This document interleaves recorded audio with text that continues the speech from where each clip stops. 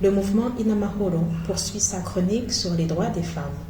Il sera question aujourd'hui du titre 6, chapitre 2 du Code des personnes et de la famille, traitant des droits et devoirs respectifs des époux ainsi que leurs capacités.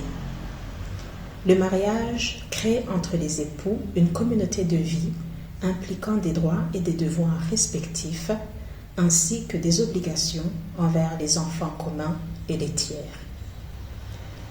En termes de devoirs, le premier devoir découlant de la communauté de vie est celui de la cohabitation.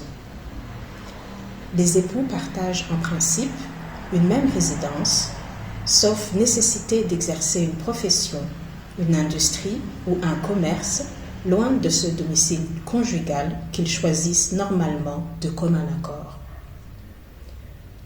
En cas de désaccord, chacun d'eux dispose d'un recours devant le conseil de famille pour obtenir la fixation du domicile conjugal en un lieu conforme aux intérêts moraux et matériels du ménage et des enfants.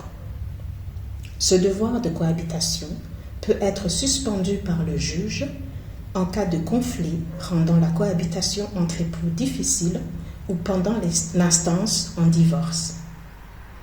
Comme mesure provisoire et conservatoire, le juge assigne alors aux époux une résidence séparée. Les époux se doivent mutuellement fidélité, secours et assistance. Le mouvement Inamahoro rappelle ici que le secours et l'assistance entre époux n'est pas un acte de charité ou de bonne volonté, mais un devoir mutuel qui s'applique en toutes circonstances.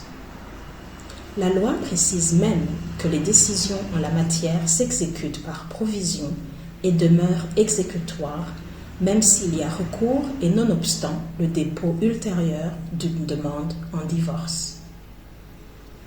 Les époux contractent ensemble l'obligation d'entretenir, d'éduquer et d'établir leurs enfants communs jusqu'à ce qu'ils soient capables de subvenir eux-mêmes à leurs besoins.